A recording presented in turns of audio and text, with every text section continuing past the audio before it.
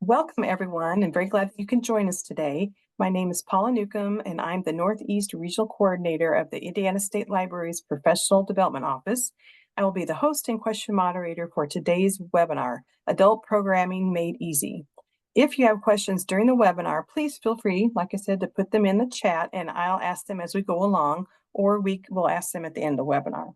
So today's presenter is my coworker, Lacey Klemm. She is the Northwest Regional Coordinator for the Indiana State Library's the Professional Development Office.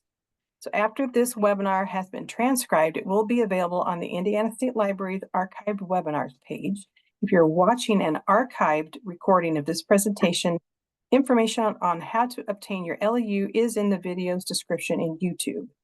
And for weekly updates on upcoming trainings and to learn more about what's happening in libraries across the state of Indiana, please subscribe to the Indiana State Library's e-newsletter, The Wednesday Word, and check our continuing education website for other professional development opportunities.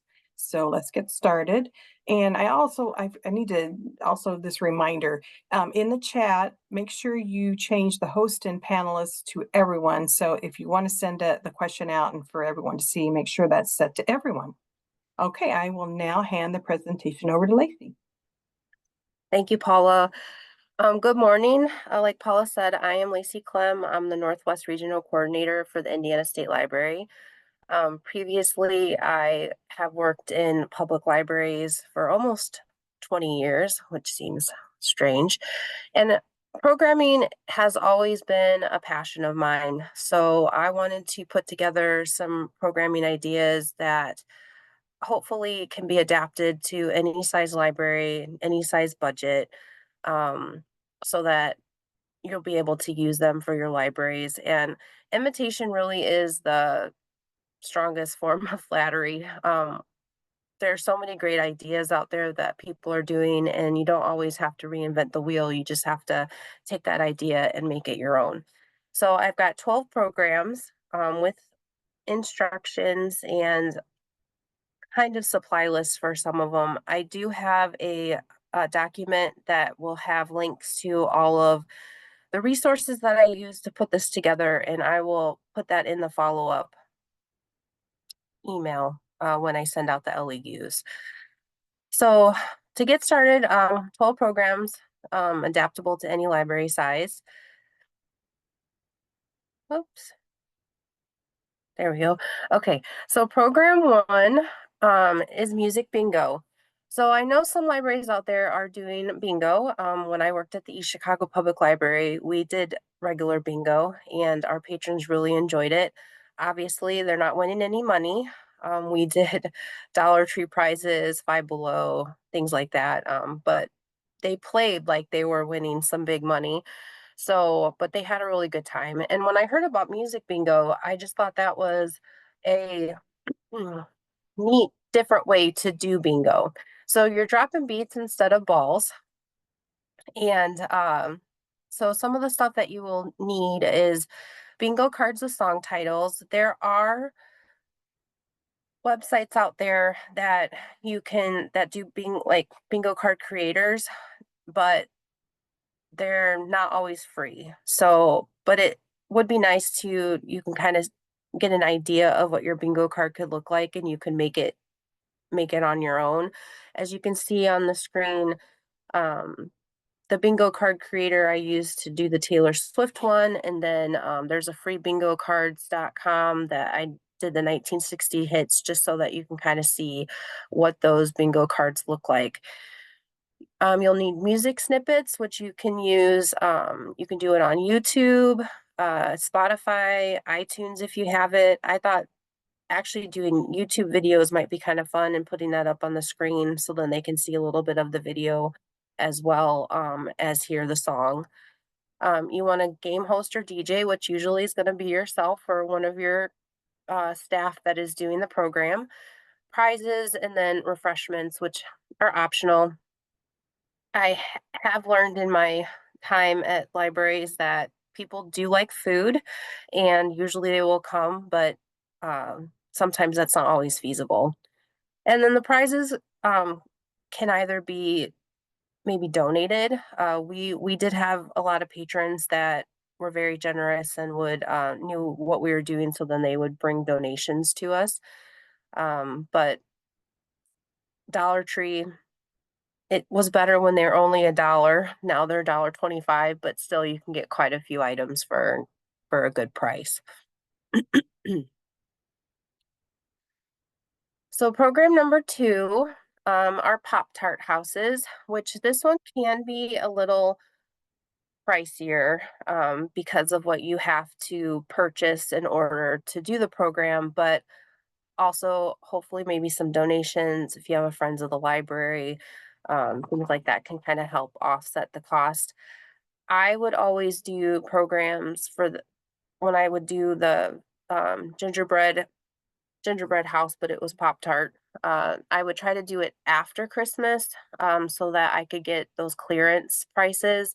Same thing when I did the Halloween themed. I would try to do it after Halloween so I could get the clearance prices. So Pop Tart houses you can do for any holiday. I did it for Christmas and for Halloween, but you can do St. Patrick's Day, Easter, Valentine's Day, anything that you really want to do it for.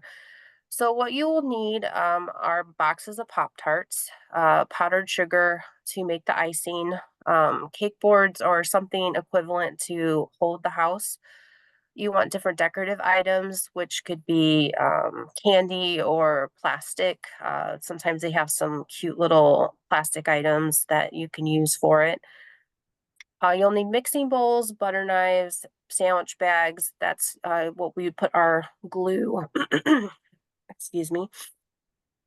That's where you'd put the icing in, and then they could use that as kind of like a piping bag. Prizes are optional. Same thing with refreshments. When I would do it, I would pull in some staff and they would vote on their favorite, and then we would give them a little gift card for it. Um, One thing that I'm going to do the next screen here, you can kind of see some of the photos. These are all courtesy of the East Chicago Public Library because that's where I did it from. Most of these came from our Halloween, and the middle one, which kind of collapsed, she actually won. And one thing I will say, you kind of have to know your audience as well. I did have a couple patrons that got a little frustrated with it.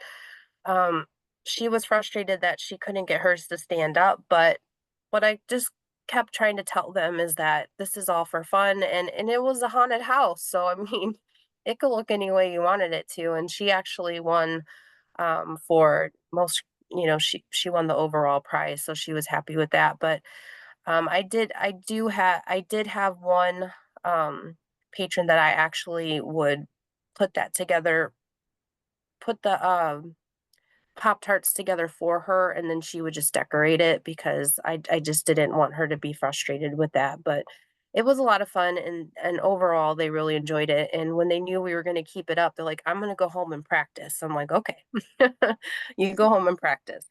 Hey, Lacey, can we go back to the music bingo for a sec? So Sure. we had one person answer it, but I think I just want to see if you have something else about that. Okay. Someone wanted to know any tips on how to make the snippets of music transition smoothly. And then we did have someone say, if you have an Apple product, you could make a playlist, and in the settings you could set it to crossfade. Do you have any other ideas on that? Um, no, I think what they answered in the chat is pretty much for that to make it go smoother. I could look into that a little bit more to see. I actually have not done this program myself, so I'm not quite sure. But I do think that you can make little clips that just do the um, quick little versions, and then like she said, fade into the next one, which is kind of nice. Sometimes it is just basically playing a little bit, stopping, and then going on to your next one. Yeah, and someone else, then you may not know this either. How would you get around on the sites that play ads, like for the participants to hear? I don't know how you. Oh, um, yeah, I you might not be able to. I myself have like an iTunes subscription, so I mean that would be helpful in that I don't know if like maybe any staff would have a subscription to like Spotify or even YouTube that could log in and use theirs.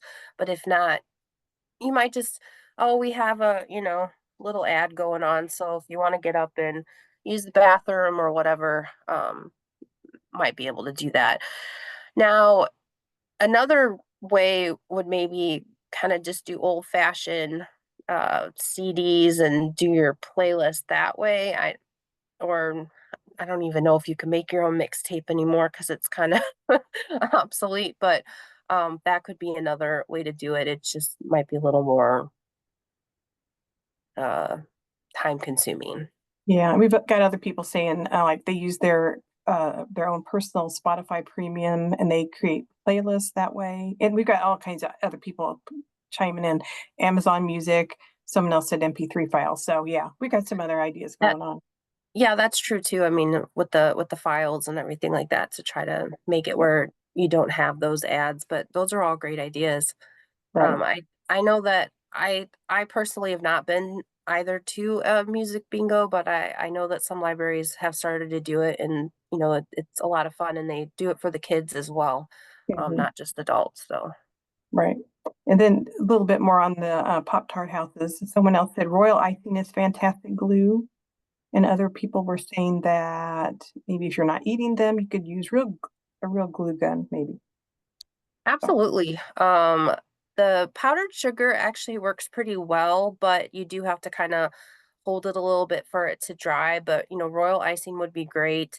If you're not going to eat it, then yeah, even regular glue might work. Um, I know that some of my patrons said, "Oh, well, they would take them home and they're like, we just put them out in the yard for the animals." I don't know how great that was for the animals with it being like candy and things like that, but I'm like, okay. Um, so depending on, if somebody wants to take it home and eat it, then you might be careful with what you're using. But if they know, you can't eat it. And I have found too, like if you actually use Pop Tarts that aren't as fresh, that's a little bit better as well. They're not as crumbly sometimes as when they're real fresh, and so that's always a option too, to just like wait till they're a little bit older as well. thanks, Lacey. Mhm.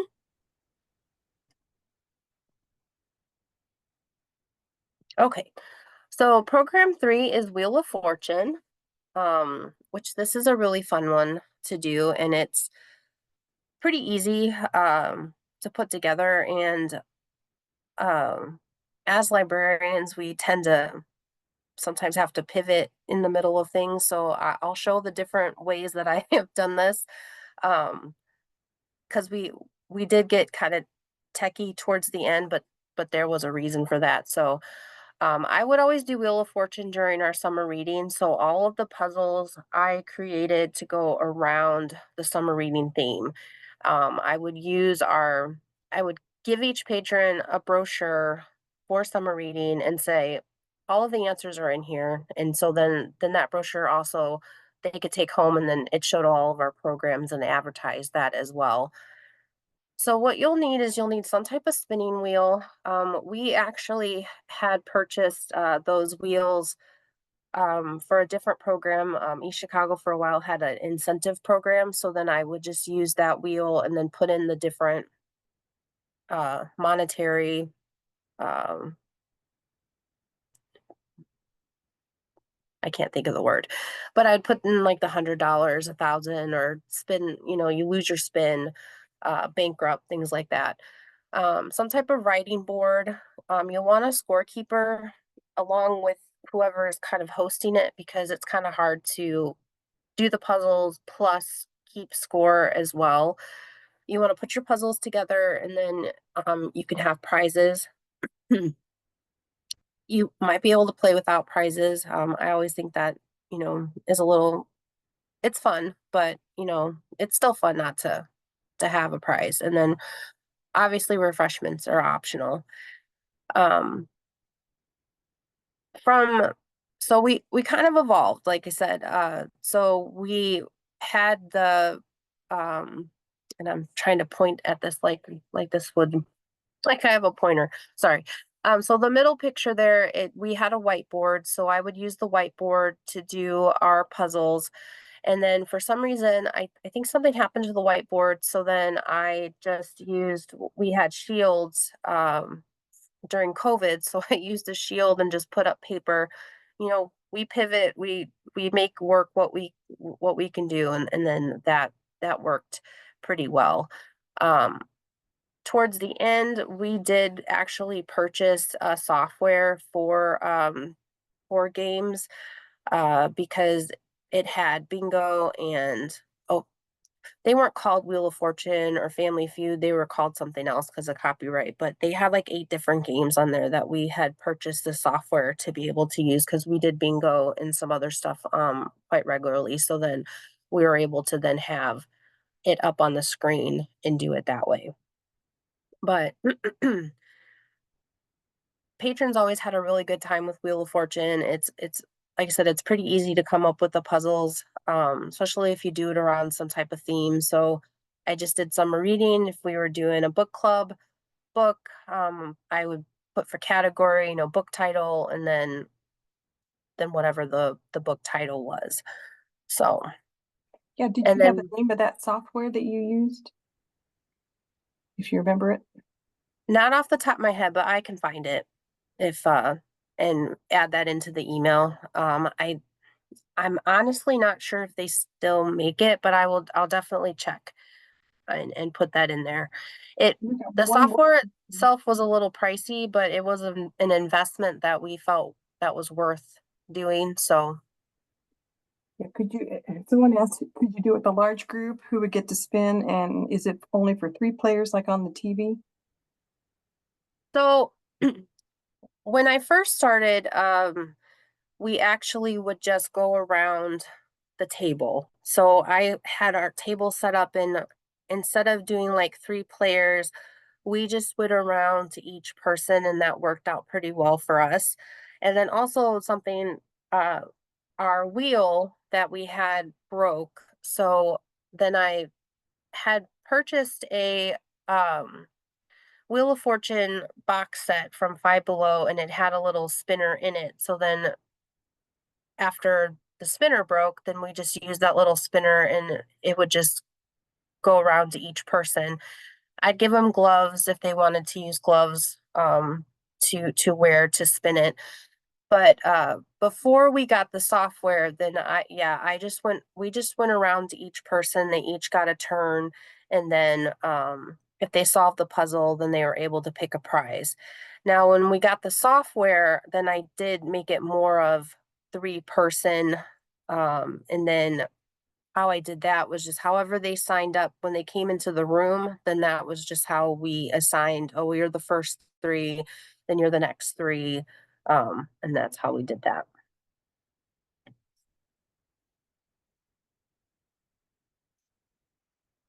There any more questions on Wheel of Fortune before I move to We had well, someone said there might be a few free websites that have digital wheels that you maybe could edit.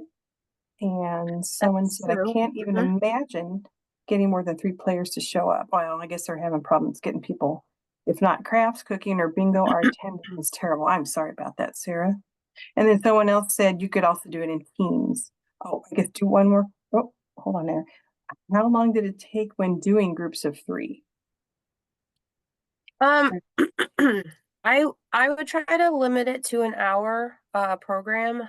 So uh for the most part they would answer pretty quickly. Like I think there was only 1 or 2 puzzles sometimes that would stump them that we would go for a long time before they answered. But yeah, it worked out pretty well for like an hour program that we were able to do. And I didn't really get into the um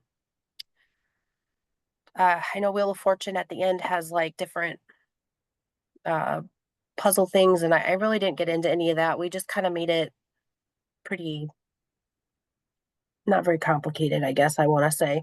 Yeah. So So yes, like, did you do the final round like the real game show? Like they do that I last? don't I don't think so. I didn't want to get too um like I said, too complicated. So I just kind of made it as easy for me anyway. And then we kept score so that whoever had the most money at the end, then we did give them a little gift card. But that's just, that's optional. You don't have to do that. But um they enjoyed, I think they just enjoyed to see like, oh, I racked up this much money and everything. So And someone else want to know, did you use a timer of some sort for each participant's chance? I did not. That probably would be something to keep in mind for and to know like your audience. Mine, I didn't let them go super long, but I didn't like time it to say, oh, well, you have a minute or however long it was. I had some patrons that it took them just a little bit longer to think of something. So I wanted to give them that chance. So you just kind of have to think of your audience. And then after, I did kind of, okay, it's been however long. So you need to answer, or we're going to be like the real Wheel of Fortune and you've lost your turn. Okay. So just Cool. kind of have Okay. to, yeah, All right. think of Good. your audience. So, okay.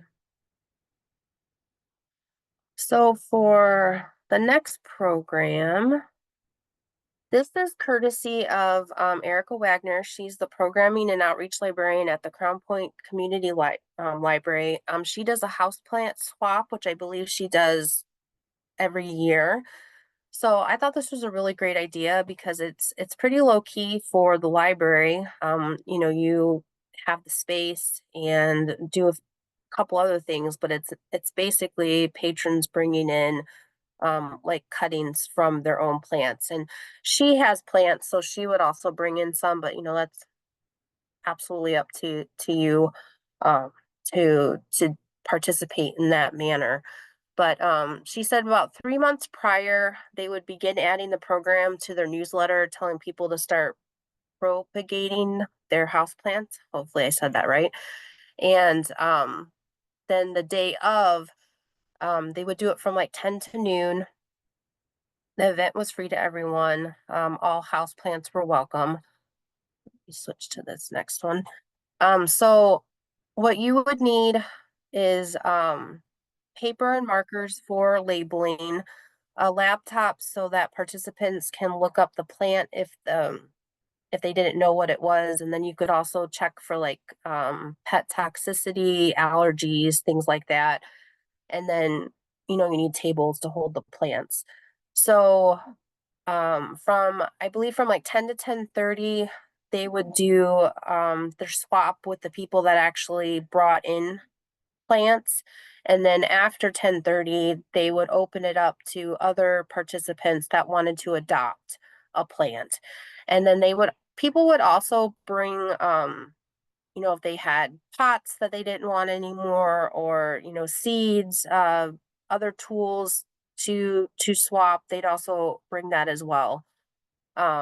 And then once the event was over, if they had any leftovers that nobody wanted, then she would just put out for other people in the library. Let me from these photos you could kind of see, she had a sign to let people know where it was at. um, some had succulent um, cuttings. I'm not sure what those other things were, but then seeds and things like that. So they get a pretty good crowd for it. I think she said about 60 people, which I think is a great um, program number for something that's pretty low maintenance and um, fun. I think, let me go back here. I don't. Yep, they did it in April. So they would do it in April. Um, but I'm guessing you could probably do it different times depending on when plants are in season. I'm not a gardener, so I'm not the best to do that, but give that information. But I think that you could kind of maybe do it different times a year. So I thought that was a fun idea for houseplant swap.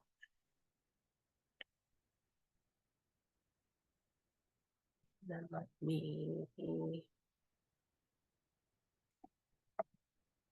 okay, so, if there's any questions about that, let me know. And then Yeah, just lots of great discussion. I'm glad. I'm glad that they can discuss amongst themselves. That's awesome. So the next program idea came from Joe Bonner. She is the Hobart branch manager at the Lake County Public Library. She is doing like a once a month, I think for like the year. I don't know how long she's keeping it up for, but it's revisiting our childhood, a nostalgia program. So kind of supplies would kind of vary depending on the project, but they've done paper snowflakes, potato printing, light bright Legos, Play-Doh. They've done tie-dye, shrinky dinks, sidewalk chalk and bubbles, scratch art, tissue ghosts, fingerprinted turkeys, and popcorn garland, which I mean, I think we've all done when we were little. And to be able to come back as an adult and be able to kind of relive some of this stuff, I think is a great idea. Now, I know for the Legos and the Light Bright, they actually did purchase little sets for each participant that they were, I believe, were able to take home. So that's something that you don't have to do that. I mean, you can just get some for them to play with, and then you're able to use them again. I think also like with the Play-Doh, they actually just bought real Play-Doh, but this is also another thing that you can maybe make your own Play-Doh, and then they could take home, or um, you can kind of make it more DIY type thing. Um, Joe also gave me she would also give a bit of history behind each project. So she did give me that information, which will be part of that resources page. I thought that was kind of neat to see what the history was behind each um, activity. And then here are some more pictures from their program. Hey, Lacey, what what time of day would you offer the nostalgia program? I believe that they did theirs in the evening. Um, I think to give adults that worked an opportunity to be able to come. I believe they would do it like on Mondays, like at 5:30 maybe. Um, and I think it kind of ranges between, 5 to 10, but I think for this next slide kind of shows, I think they had quite a few people for the light bright.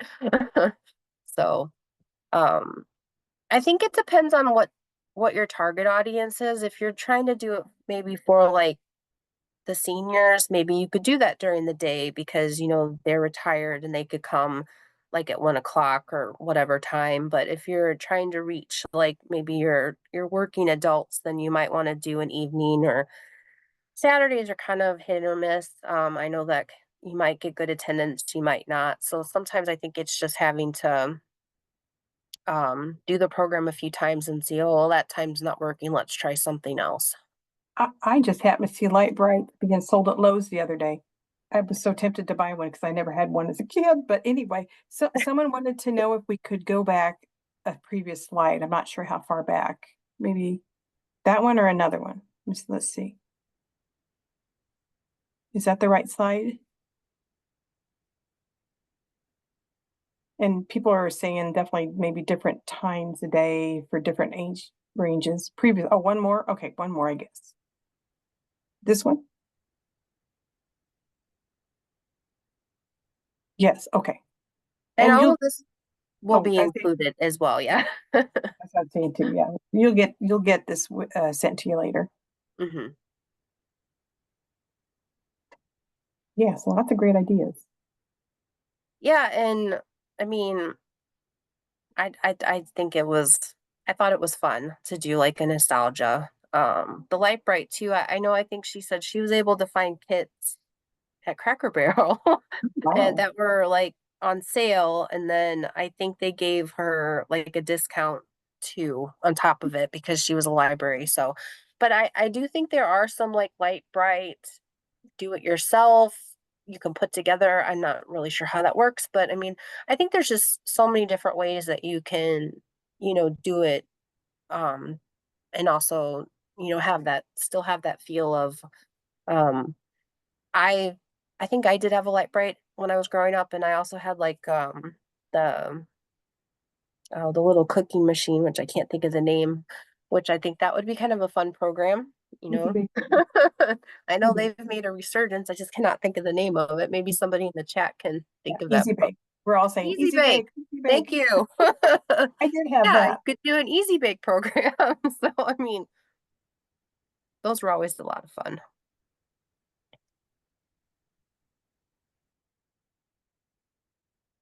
Okay, so I'm sorry. I'm battling a little bit of a cold here. So the next program is our taster series. This is also courtesy of the East Chicago Public Library. Now, for the taster series, depending on the project that you're going to do, the price can be a little more because food, as we know, is not cheap right now. So um, sometimes if you can get donations or from your friends or maybe to help offset that cost. But East Chicago had a lot of good attendance for a lot of the different taster series that they did, especially in the summertime.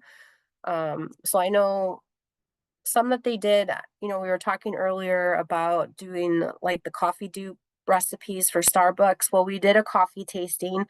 And so we had the different flavor coffees. We had different flavor creamers, different toppings to put into your coffee. And then um, you just like do a little taste of it so that they can kind of, you know, be able to taste the different flavors. And then once they like one, then we would let them have like a whole full cup of it. You could do, I'm sorry, tea, soda, chocolate, as you can from that slide previously, we did a chocolate tasting. So like we had white chocolate, dark chocolate, milk chocolate.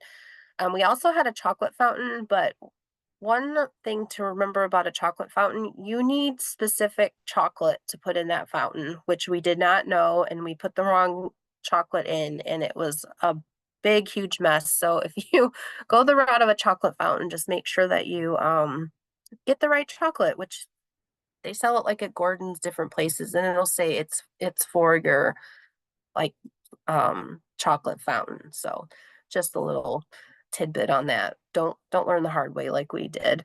Um I know during the summer they did ice cream floats and they did snow cones, which I know they had a really good turnout for that. They did it also, it is their adult program, but then they opened it up to the kids in the summertime after the adults had their share. So they were able to do that. And I know for the snow cone, they did rent a snow cone machine, but I know that they did have one previously themselves, but I don't think it worked anymore.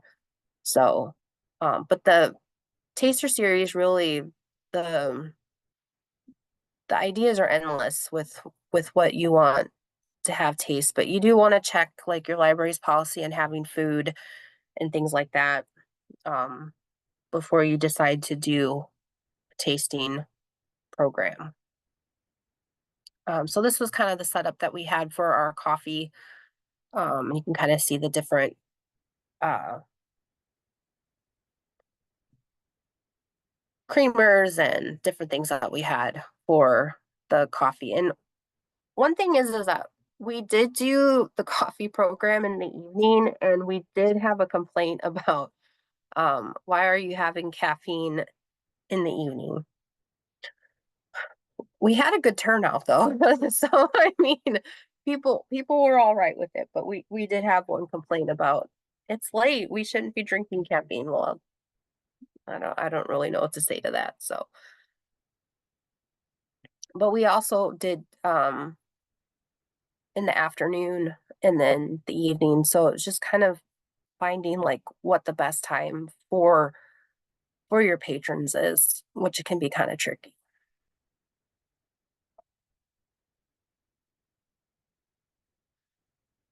So the next program, I actually had heard about this when I was at the ILF regional conference, I think back in May. the Westchester Public Library had talked about having cat castles, and I am a cat lady, so I thought that was a great idea. And then I was able to find some more information about it, courtesy of the programming librarian website. So these pictures are from there, from a library in Washington, that they had sent this program idea into the programming librarian website. So I was able to get that from there. For the cat castles, you would need like boxes of different sizes, maybe empty oatmeal or other cardboard cylinder containers, uncoated sisal rope, colorful paper to decorate, X-Acto knives, scissors, hot glue. If you were going to do this as like a family friendly program, then you might just want, the adult can be the only one wielding the X-Acto knife or scissors or hot glue, depending on the age of your children. But I thought this was, I think, geared even at Westchester for an adult program, but you really could open it up for a family program if you like to. Um, and this is, you can ask few months prior to the program for your patrons or even staff to start saving some boxes and canisters. And I know there are I'll have to look this up. I know there are some places, recycling places that you can go to and get free stuff from as well. That might just be more in my area. And then, like I said, I live in the Lake County area, but there might be places all over the state. I'm not sure. That's something I'll have to look into. And then there is a book called Cat Castles that you could, feature and showcase at the program. And they do have uh, cat castle building ideas in there. Paul, is there any questions on the cat castles or the taster series before I move on to the next one?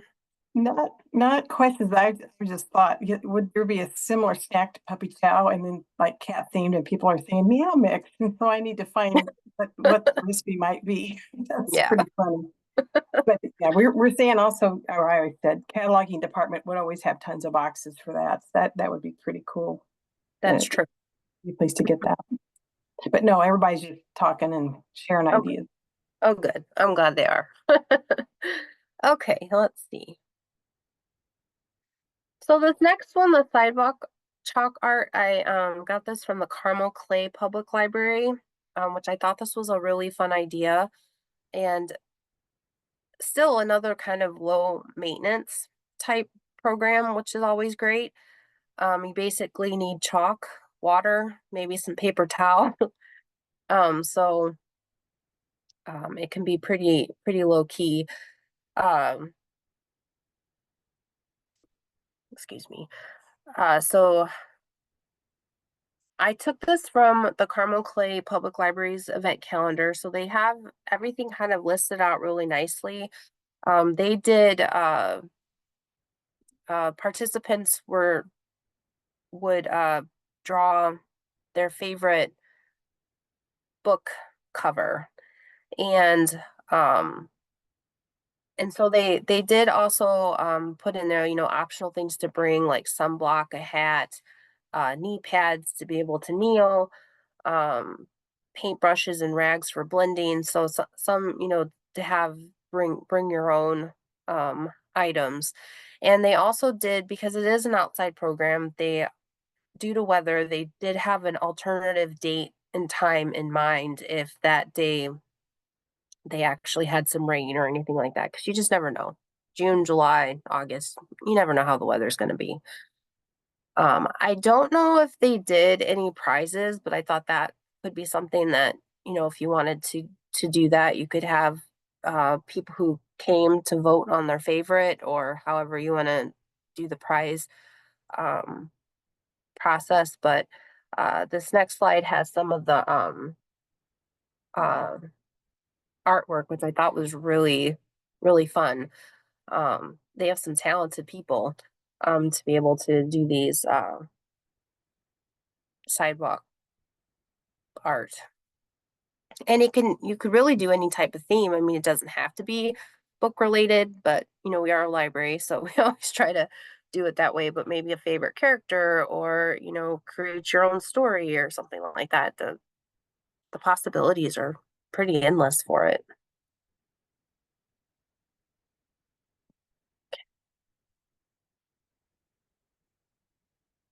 So then the next one is Puppies and Pie, which I thought was a really fun idea. This is also courtesy of the programming librarian website.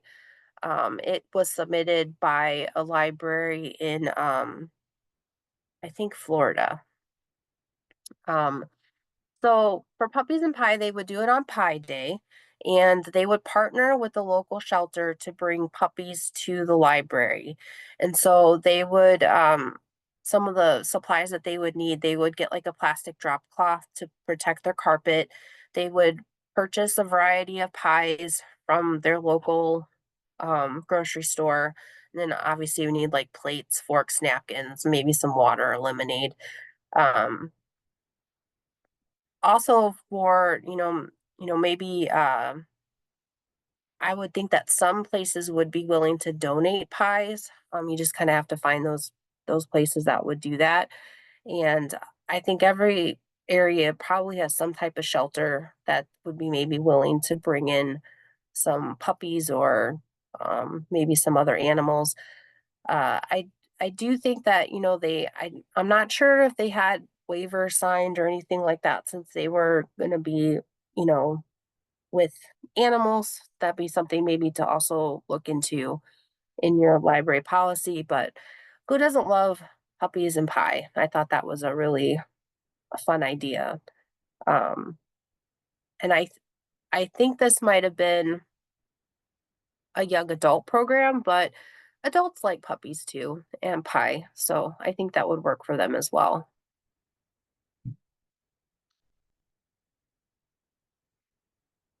Okay. So the next programming idea is Adulting 101. Um, this was a submitted program from Oregon to the programming librarian website. I always wanted to do an Adult 101 program when I was at East Chicago, but I just never got around to it because um, I love their tagline for it is, "You've waited all these years to finally be an adult. No one to tell you to do your homework, clean your room, what time to be home, or to eat your peas. Now what?" Because, you know, now if you're an adult, we do have things that we have to take care of, like cooking, um, know some financial information. I don't know how much people balance a checkbook anymore, but that is a good thing to know. Set a budget, file your taxes, or know where to go to have your taxes filed. Talking about credit, also about getting a job, so like resumes, interviews, things like that. So I thought this Adulting 101 program was a really great idea. So depending on what you're doing, your supplies would vary, but maybe having a notebook and pens for note taking. You could do refreshments. You can get like experts in the topic, or um, you might be the expert in the topic. So, like for cooking or cleaning, laundry, finances, car maintenance, making appointments. And this might be something too to partner with maybe uh, your local schools if they still have a home ec. Maybe the home ec teacher could come in and do some cooking demonstrations or sewing, or if they still have like the tech maintenance, to be able to change a tire. That's something I never learned. I probably should. So that's always good to have those skills as well. Paula, is there any questions? We're all given different ideas still. Okay. The possibilities are really endless. I mean, there's all kinds of, and you could do separate series, like you're just gonna do your cooking or your cleaning. I mean, it really could do a lot. So I threw in this Bridgerton afternoon tea because I haven't read the books. I'm a bad librarian, but I have watched the show, and it's really fun. And with the blow up of Bridgerton in the past year or so, I thought this was a great idea to be able to do Bridgerton afternoon tea. You can make it as fancy as you want to, or as low key. So, uh, so what you might need are some decorations, tea. You could do like finger sandwiches, some type of baked goods. Activities could be trivia. Um, you could do a book to TV show discussion. And the library that sent this to the programming librarian has resources, so that will be in that resource page that I will send out, that has like the different trivia that they use, the discussion questions. So it's all there for you, for however you want to use it. Lacey, would they have people sign up in advance to get numbers so you know what attendance and how much to get ready for? I would. I mean, even though people don't always seem to register anymore, at least maybe you could get an idea of how many people will be supposedly in attendance, so that you can kind of plan accordingly for that. But as we know, sometimes people sign up for stuff and they don't come, but at least you can kind of have an idea. Some libraries, I know, I don't think they do registration anymore. They just kind of, you know, go by what their normal numbers are. So I think it just depends on the library. And but I always like to kind of have a heads up before the program, just to make sure that I had enough Yeah, stuff. we did have another person ask about, do other libraries use registration software? Definitely put that in the chat what you used, and just to see what other ideas we might get. So Yeah, I think some libraries, with however their event calendars are, they do have built-in registration right in that. So I think it just depends on what they're using.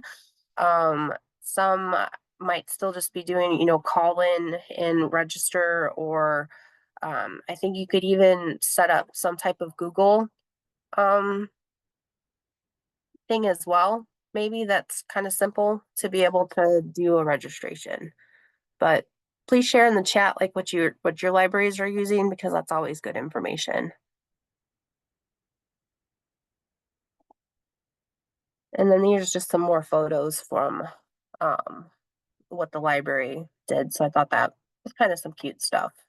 Um, so then for the last programming idea, I kind of wanted to talk a little bit about educational speakers, because a lot of times you can get these totally free, which I think are great. And I think sometimes we kind of forget about them. So um, there's Medicare like 101. I know up here in the Northwest area, we do have a contact, which I did include that in the research page. And then maybe they would know who to contact in other regions, that they will come out and do a Medicare program for free.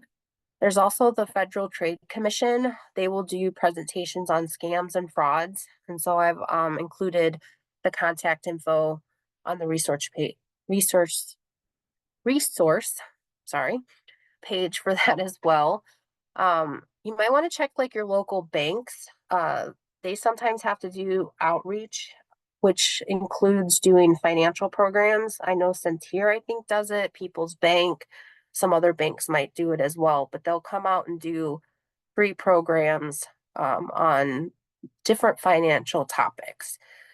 Another one too that I think people don't think about is like contacting your local like funeral home director. They will sometimes come out and do funeral and estate planning programs, which can be very helpful for people.